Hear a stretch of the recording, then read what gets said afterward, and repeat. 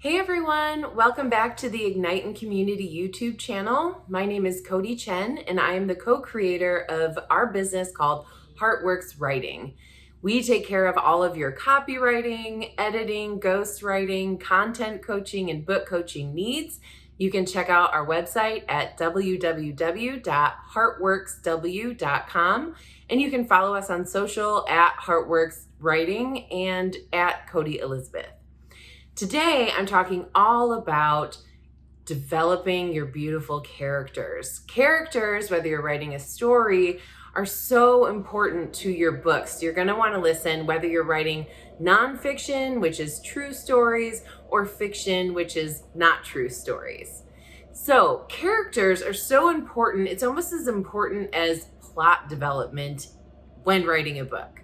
So, characters help us identify with what's going on. They help set the scene, set the mood. It invokes different feelings within all of us. So here are some tips to develop your characters the best that they can. For one, I would avoid being very stereotypical and obvious when it comes to developing characters. Don't just put this one guy in this very same stereotypical white male cisgendered role. It gets boring, right? Create some different love dynamics throughout your story. Definitely incorporate different races in your story. Make it look like the life that you live. I know that I don't write just about white characters, although I'm a white female. I find it much more interesting to incorporate other characters from different cultures. It provides different viewpoints, just more interesting to read, and it's reflective of my overall life. I would definitely take time to develop character profiles. And then that way, especially when you're writing fiction, you're able to stick with that character's voice throughout the entire thing. You want to come up with different accents, where they came from, different background story, their physical appearance. How do they interact with people? Are they extroverted? Are they introverted? Do they have these weird little quirks that you want to explore more that just helps develop that character and gives us a really good sense of who they are and what you're writing about and the point of view telling us about these people? You want to establish your character's motivations and goals, especially your main character. What is the point of them going through something? You also really want to show the evolution of those characters. So maybe you have a character and they start off really shy, meek, and quiet, but throughout the book, you watch this person grow into a more lively, exuberant, extroverted type person. Maybe they just have more confidence and aren't necessarily more introverted or aren't more extroverted, but they have more confidence in order to speak well in front of groups, things like that. We want to see that your characters change and evolve depending on what's going on around them. You also want to show their personality and their actions rather than just tell.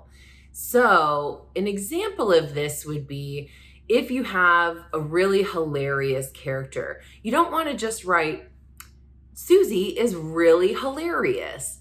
Give an example of why she's hilarious, how she's able to laugh at herself. Is she super sarcastic? Put those characters in positions where they're able to really express how hilarious they are. We believe you when you tell us, but it's much more interesting when we can read examples of their personality.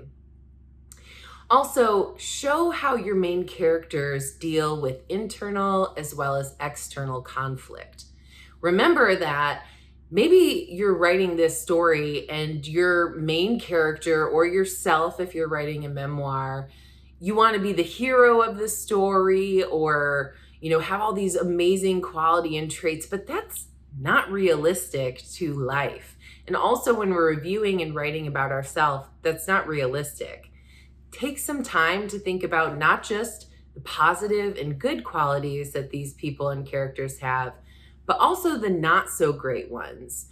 So put your characters in a position where let's say they're driving through a coffee shop, it's raining, they're frustrated, they're upset and agitated. Normally, they're a very clear, level-headed person, but the speaker box is all going a little bit nuts. There's rain coming into the car, and then when they get up to the window for their, coffee order, everything is messed up.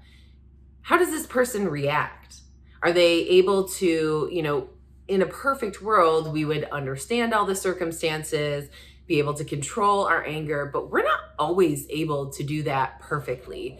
So show some parts of your character where maybe they don't act in the best light. Maybe they curse out that, poor little coffee worker who's just trying to do the best that they can, and they completely lose it, throw the drink out of the car, something ridiculous. Maybe you're not going to keep all that, but it's really good to play around with different aspects of your character building. It just makes it more interesting and a more well-rounded character for us to be able to enjoy. Also keeps us on our toes. How are they going to react to certain situations? Also, here are some tips when you are writing nonfiction or a memoir and you want to avoid defamation of character issues. Lawsuits can come up. And number one, I cannot give legal advice whatsoever. These are just some things I've done in my own research and looked up. You should definitely hire a lawyer who specializes in defamation of character. That way, they're able to give you super solid advice as to how to approach writing about maybe a controversial person in your life. Another thing you can do is totally take away all identifying information about a person, especially if you're writing fiction, but you're kind of basing it on a person that you know. Take away all identifying information and make them a totally separate character, but maybe the actions are the same.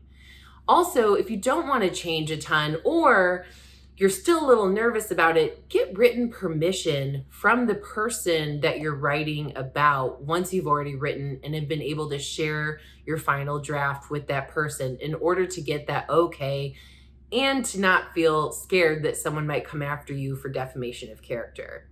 You want to also remember that whatever you put in there as far as real life goes, you want to be able to prove it in a court of law. That might seem hard or difficult to do, but if you have court transcripts, if you have emails, phone calls, if you have any of that you're able to prove, maybe set them aside if this is something that you're worried about.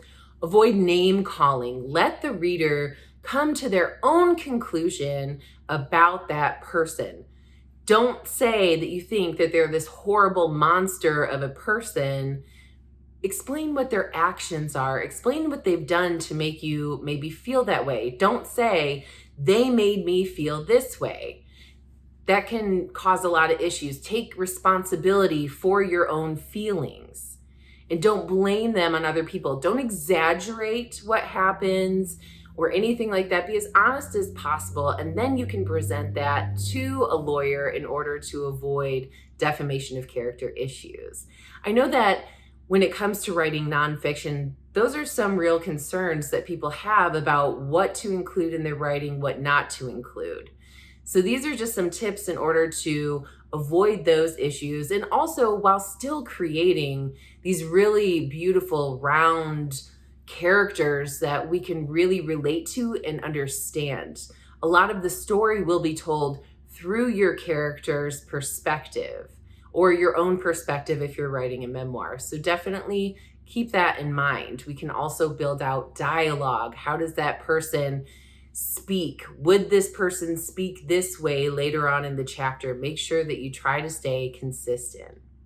So I hope this has been really helpful. I've really enjoyed explaining definitely about building out characters and a way to do that that's comfortable and interesting for you. I hope you've enjoyed this, and it would really mean a lot to me if you give this a like and if you could subscribe to this beautiful Ignite in Community YouTube channel. Thank you so much, and we'll see you next time.